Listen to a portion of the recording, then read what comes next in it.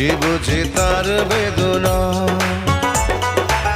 পেয়েছি আমি হারানো বাবাকে, হারাতে আর দেব না।